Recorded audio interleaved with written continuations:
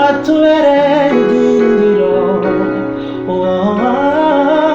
watubereye idindiro, uragaruka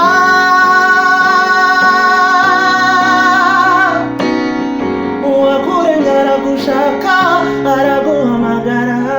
Sasa niki imbere yawe Mana ngo ngushime, sasa niki.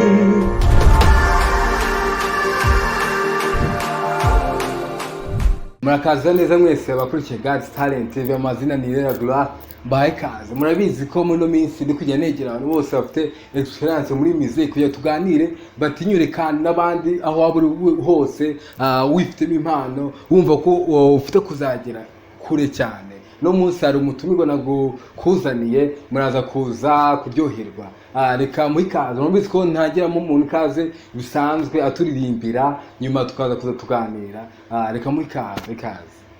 Nibutse aho wankuye ndeba, naho ngejeje bituma nzamura ishimwe ryawe mwami. Nibutse aho wankuye ndeba, naho ngejeje bituma nzamura ishimwe ryawe mwami. Ese mwamwumvishe umutumirwa wacu, katwongeye tumwakire n'ubundi yibwira kuri God's Talent TV. Amakuru ni meza. yego, reka wibwira kuri God's Talent TV. Nitwa Mubogora Desire, ndi umukristo, ndi umuririmbyi w'indirimbo ziramye zikanahimbaza Imana, umwanditsi, umutoza, hanyuma ndi umusore ntabwo ndubaka uyu munsi, ntabwo ndubaka ariko wenda ejo bishobora gucamo, hanyuma ndumva ari ibyo ngibyo. Turakoze cyane Mubogora. Mubogora tugiye kuganira none God's Talent TV, turaza kuganira byinshi cyane. Mubogora, ikibazo cya mbere wenda music gufasha iki mu buzima bwawe? Music nta kimfasha mu buzima bwanjye, ahubwo music ni ubuzima bwanjye. Music ni ubuzima bwawe. Mvuze ngo hari ikimfasha ni uko hari ikindi cyangwa hari ikindi yaba itamfasha. Bishatse kuvuga ko byose ngeraho kwishimirwa n'Imana rwose. Ahanini mba ndi gutekereza music, mba ndi gutekereza ibijyanye na music, mba ndi gutekereza nyine icyakwagura umurimo w'Imana, nubwo ari wiyagurira ariko yanyuramo, sibyo? So ubuzima bwose mba ndi muri music. Iyo kereka wenda iyo ndyamye, naho ubundi iyo ntari kuririmba mba mfite kuteri mu matwi, iyo ntafite kuteri mu matwi mba ndi kuganira ibiganiro bijyanye na music. Iyo ni umwanya muto cyane wenda navuga ngo ntakoramo music, hanyuma impa ibyishimo. Icya kabiri niyo field mbamo buri munsi, ndetse nkuramo n'amafaranga yo kutubeshaho, kandi sinteze kubivamo. Uko nzagenda naguka niko nayo numva yazagenda yaguka. So music ni ubuzima bwanjye, niyimfashe ahubwo. Urakoze Mubogora, ndagira ngo utubwire urugendo rwawe rwa music. Wambwiye ko watangiye kera, kandi ikindi wavuze ko uri umwarimu wa music. Ngira ngo umbwire urugendo rwawe rwa music kugeza igihe waje kandi no kuba umwarimu wa music. Ndahera ku cyanyuma cy'isoreje. Ntabwo ndi mwarimu, wenda hatagira wumva ko mba mfite ibitabo byinshi cyangwa se ngize gute, cyangwa se hari abantu njya ngira gutya bikagenda bite. Ahubwo ndi umutoza. Ariko umutoza n'umwarimu ntabwo bitandukanye? Biratandukanye.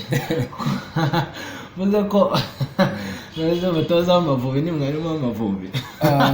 Ntekereza ko ni n'umwarimu kuko ajya yicara akanabigisha.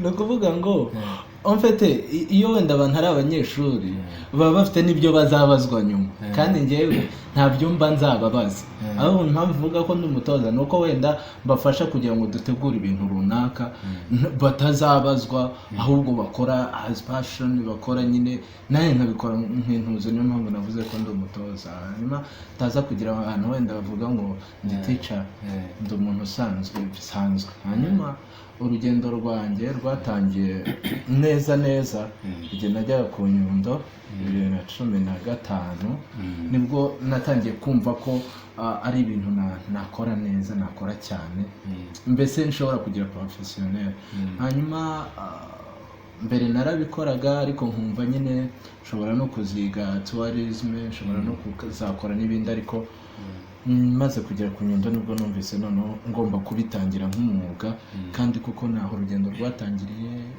birakomeza n'uyu munsi sindacika intege wenda zatuma mbivamo.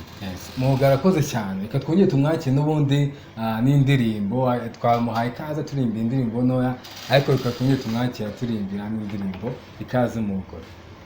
Iyo nguhamagaye uritaba uti karame mwana wanjye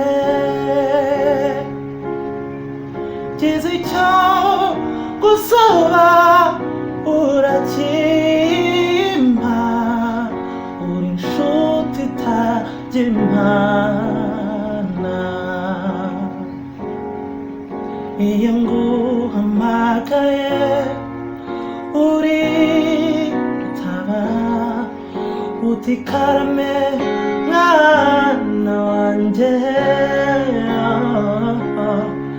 gize icyo gusaba urakimpa uri inshuti itajya impana utuma nishima Yesu mucunguzi ibyo unkorera byose nukugira ngo nishime amahoro umpa n'ubuntu ngirira nukugira ngo nishime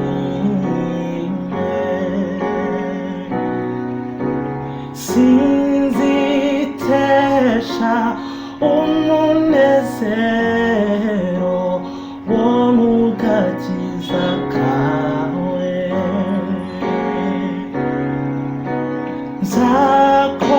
nzakomeza ngume mu murimo wawe nkomeze ngutegereze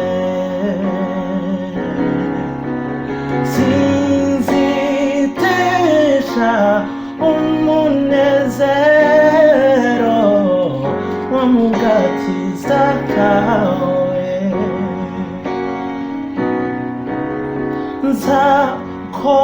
nzakomeza ngume mu murima wawe nkomeze ngutegereze. Yes, Mwuga arakoze cyane reka twongere kandi tumuhe ikaze n'indirimbo ya kabiri. Yes, ikaze Mwuga.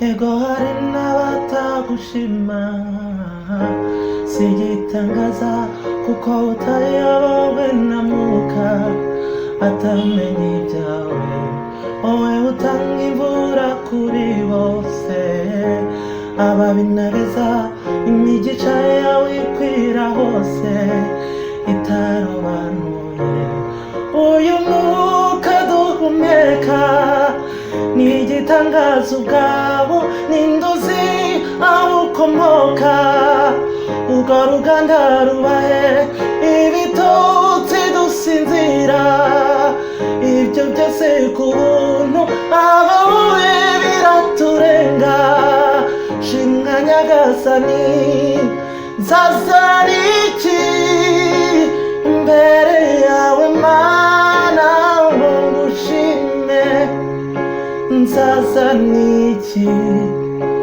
nakomeze simfi simfite ubutunzi namba none nzaza n'iki imbere yawe umutima nguyu utware niwo mfite kandi nawo si mwiza ndagusabye nguranire nzaze n'iki imbere yawe mana ngo ngushime nzaza n'iki ntakomeze simfite ubutunzi namba none nzaza n'iki imbere yawe umutima uyu utware niwo mfite kandi nawo si mwiza ndagusabye nguranire. arakoze cyane Mogora, mwabyumvishije. Reka twongere kandi tugaruke tuganira nawe. Mogora, ufite indirimbo zingahe zawe? Zingahera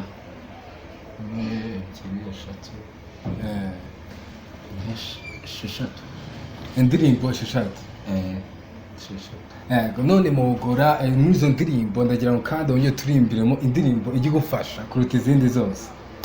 ijya imfasha hari ukuntu umuhanzi aba yarabaswe n'indirimbo, mbese ukabona indirimbo nyine kubera ko ari nk'ibihangano bye ni nk'umubyeyi n'umwana we, kuvuga ngo nkundiye ntabwo uhita wiyumvisha ko izindi ziri bugusiga amahoro, hari igihe utavuga ko ziri burakare. Zose ndazikunda. Okay, zimfasha wenda bitewe n'igihe ndimo na situation ndimo, ariko ndazikunda cyane. Gusa hari nk'ebyiri zifite amateka yihariye.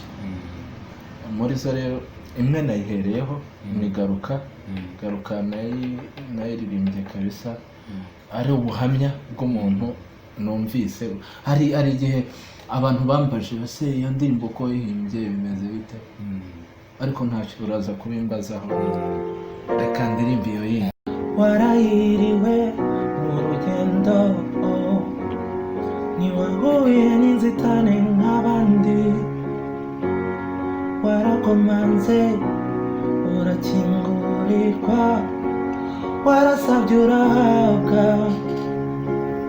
gusa ibyo byakagusunitse bikujyana heza, nibyo bigusubiza inyuma ahaganira imbukiro. None gezaho uitera umugongo yaguhanze, garuka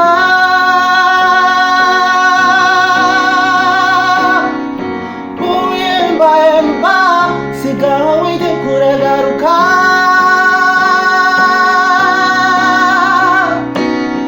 uwakuremye aragushaka araguhamagara ngo witwe umwana mu rugo, umwana mu rugo, umwana. Ibaze icyatumye udasa n'abarya bose, wibaze igitumye ukiriho, ni ukugira ngo usigare utunganya ibyawe usigaye bigatunganye. Gusa ibyo byakagusunitse bikujyana heza, nibyo bigusubiza inyuma ahaganira imbukiro. None gezaho uitera umugongo yaguhanze.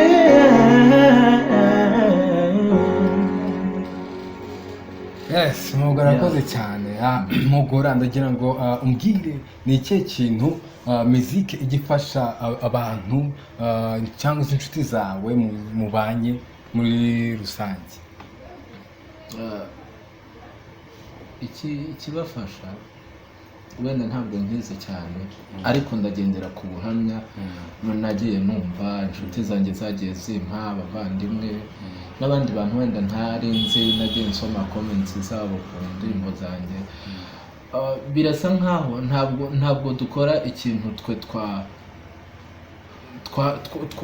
twiyohereje gukora, ahubwo dukora ikintu twatumwe. Niyo mpamvu bitagarukira aho ngaho. Rimwe na rimwe hari igihe uririmba indirimbo utazi n'impamvu yiririmbye, ariko hakaba hari umuntu runaka urimo urafasha mu buryo nawe utazi. Yewe n'uwo muntu rimwe na rimwe ntunamumenye, ugasanga ni umuntu w'iyo hanze cyangwa se n'umuntu wo mu cyaro wenda utapfa kukugeraho cyangwa utapfa kugeraho.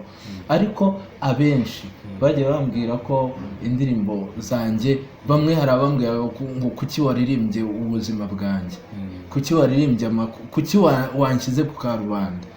Nyamara ku karubanda namushyizeho ntigeze nambwira n'amakuru ye wenda ngo mbe nakamushyizeho nzi ko ariwe ndi kuvuga. Nabikoraga just numva hari ikintu kimpatira kubikora, numva hari ikintu kimpatira kuririmba icyo kintu, nkisanga natanze ubutumwa gutyo. Rero hari abantu bagenda bagira ihumure bitewe n'izi ndirimbo, hari abagenda bagaruka. Hari umuntu umwe yanyandikiye maze kuririmba agaruka, numvaga ari indirimbo iri aho nyine isanzwe, wenda abantu batazanayumva cyane bitewe n'uko ntabwo ari sije ikunzwe cyane muri iki gihe kuririmbwaho. Nkumva nyine ntigize, ariko ni indirimbo yampaye feedback navuga ikomeye cyane, ndetse iri no muri misiyo yanjye. Umuntu byaramyandikiye arambwira ati uko mbona iyi minsi nari maze nk'ibyumweru nka 4 ngendererwa n'abantu, naraguye, abapasiteri barangendereye byaranze, umugore yararize yarahogoye, abana nsigaye naranduye imico mibi gutyo.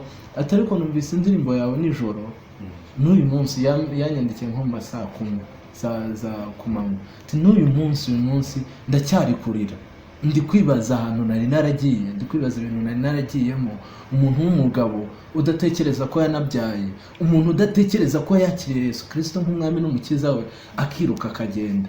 Rero nawe ati kuva uyu munsi ntabwo nzasubira inyuma, iyi ndirimbo nzahora nyumva, ningira no gusubira inyuma indirimbo izamfasha, nzayumva yongera ingarure.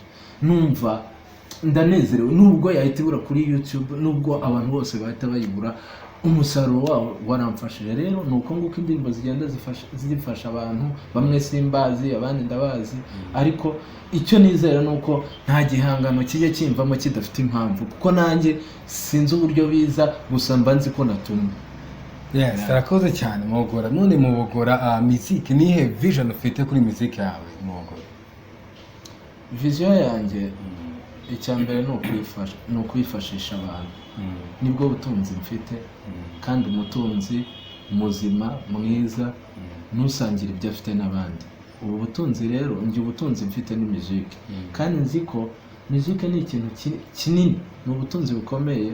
Hari akantu nigeze kubona ngo where words fail, music irakora, music iravuga, music speaks. Rero music ndahamya ko nyifite, kandi iyo mfite kuri njyewe si ntoya, wenda kundi muntu ushobora kuba ari nto bitewe wenda niyo angereranyaho n'abandi cyangwa abangereranyaho, ariko iyo mfite nizera ko hari icyo yakora, nizera ko hari icyo yafasha abantu, yafasha isi. Njya mbibona iyo turi kuririmba indirimbo z'ibizuru, bamwe tutanazi n'icyo zivuga, ariko melody, harmonies, rhythm, uburyo ziri kugenda, ukumva uranezerewe, ukumva urafashijwe. Rero ntabwo nzihimba mfite limite ngo ni Ikinyarwanda, ndabizi ko na melody ushobora gukora igafasha umuntu, igakiza umuntu. Rero icyo ni kimwe. Cya kabiri, vision, ubundi vision ni ukuyikoresha dutarura intama zazimiye, ni ukuyikoresha tuvuga ubutumwa. Hanyuma byanze bikunze wenda izanzanira n'amafaranga, izanzanira ubutunzi. Hari bimwe, hari serivisi zimwe dutanga wenda zikaba ngombwa ko batwishyura kandi nyinshi. Ntabwo ubusura urabona icyo mbaye, n'aka gasura ni muzika nyine. rero urebye ntacyo tubaye. wenda ukiri aho ngaho Mwogora nawe bafite cyangwa gahunda yo kuba bajya muri muzike, ndagira ngo babwire muzike yatunga umuntu. Muzike yatunga umuntu ahubwo ikintu abantu bakunda kwibeshyaho ni ukwigereranya na barya yatunze. Hari uwitunga amaze imyaka 40 ayikora, hari n'uwitunga agisora akarimbo bigahita rwose yikomereza, mbese kakamujyana n'amaruguma akayasora, wenda bitewe, ntabwo navuga ngo biterwa ngo n'umuntu n'ukuntu yaje ngo n'indirimbo yasohoye. Byose wowe icyo busabwa ni ugukora cyane, ugasenga cyane muri iyi field ya gospel music, gusenga cyane, gukora cyane, hanyuma ukaba umwizerwa no ku bantu. Ntabwo mpamya ko waba utari umwizerwa ku bantu ngo uza umwizerwa ku Mana. Rero ibi ngibi dukora bigenda biherekeranye n'ubuhamya bwacu bwa buri munsi, ubuhamya abantu badutangira, ubuhamya imiryango idutangira, ubuhamya amatorero tubarizwamo adutangira. Iyo ufite ubuhamya bwiza usenga, nta kabuza Imana iragushyigikira. None se ko Imana ari ishyigikira n'abandi bakora n'ibindi bucuruzi n'ibiki, wowe uyivugira babuzwa n'iki kugushyigikira? Rero ukikwigereranya ngo uvuge ngo ubwo Mwogora yabigezeho haciye imyaka 8, ntabwo nabikora imyaka 8 naba nshaje. Ushobora no kuza mu mezi 2 ukaburagiza. Wivuga nk'uriya ngo ubwagiye amezi 2 ngo ubizemo kuko wenda bimuhaye amafaranga cyangwa se bimukoreye icyo ubona cyiza mu mezi 2, ngo nawe tubizamo ngo nawe amezi 2. Banza utekereze uvuge ngo iki kintu naragihamagariwe koko, ese sinabanje gukora umukoro utari uwanjye, cyangwa se niba ari umukoro wanjye ndabyihanganira. Nta kabuza Imana idutiza imbaraga. Iyi ngiyi ni field nziza, uyu ni umurimo mwiza uguha amahoro, uguha ibyishimo, utagiye no kugura n'ahandi rwose ukanezerwa, kandi mbese ibyishimo bikaba ubuzima bwawe kubera iyi music iyo uyibamo buri munsi. Rero nakubwira ngo kuhaje hari impamvu itumyuza, kandi iyo mpamvu ni nziza. Iyo mpamvu isi irayikeneye. Icyo kintu ufite isi iragikeneye, kibe gito kibe kinini. Miliyoni ihera ku giceri kimwe cy'ijana cyangwa se cya 50 cyangwa cy'icumi. Ntabwo wakwanga inote y'ijana ngo uzabona amahirwe yo kubona miliyoni, kandi ari iyo note y'ijana ufite amahirwe yo kubona. Yibone ejo uzabona amahirwe yo kubona 1000, ejo ubona ayo kubona gutyo. No muri kariyeri rero nuko bimera. Kora cyane, usenge cyane, Imana izagushyigikira. Mwogora arakoze cyane. Ndakeka ko kuri Gas Talent TV nawe ufite vision yo kuzaba umuhanzi ku giti cyawe, wabyumvisha. Kora cyane, usenge cyane, sibyo? Ikindi Imana izagushyigikira. Reka nongeye mu ikaze n'ubundi dusoza aturimbira. Karibu Mwogora. Uhoraho ni wowe Mana, ni wowe byose bihanze amaso. Uhoraho ni wowe Mana, ni wowe byose bihanze amaso. Watubereye ibyiringiro, watubereye ibyiringiro, uruhungiro rw'imitima yacu, ni wowe nkingi twegamiye. Uruhungiro rw'imitima yacu, ni wowe nkingi twegamiye. Watubereye ibyiringiro, watubereye ibyiringiro,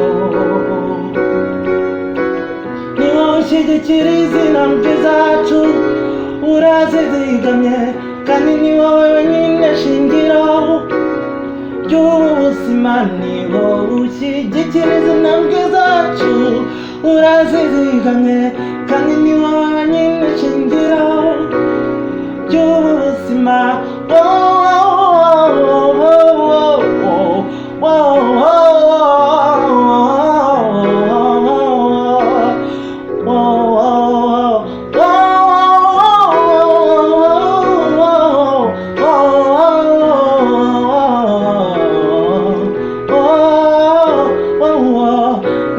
ushyigikira intambwe zacu urazizigamye kandi ni wowe wenyine shingiro ry'ubu buzima. Mugore arakoze cyane, mwamwumvishe ko afite impano kandi ihebuje. Ikibazo cya nyuma Mugore ndagira ngo ubwira ko Kigali Talent TV ijambo rya nyuma dusoza. Murakoze cyane, mukunde iyi channel ni nziza cyane, iratwubaka kandi ishisha ibiganiro bizima. Rero igisabwa ni gukora subscribe, ibindi byose biziza ni wawe, ntugire ikibazo, ni ku buntu, kubona notification ni ubuntu, hanyuma dukomeze tujye mu ijuru. Arakoze cyane, aravuze ngo dukomeze tujye mu ijuru, nta kindi no kuba Imana kugira ngo ujye mu ijuru. Mwakoze cyane kudukurikira, Mugore wakoze cyane. Mwakoze namwe. Yego, ndabashimiye mwese aba ku Kigali Talent TV, mwakoze kuba natwe. Ntimwikore subscribe kandi comment zirakenewe. Niba wifuza ko twazagarura Mugore twaganira byinshi kandi byari umunezero, ubivuge muri comment yawe. Ikindi naho ubutaha. Ciao.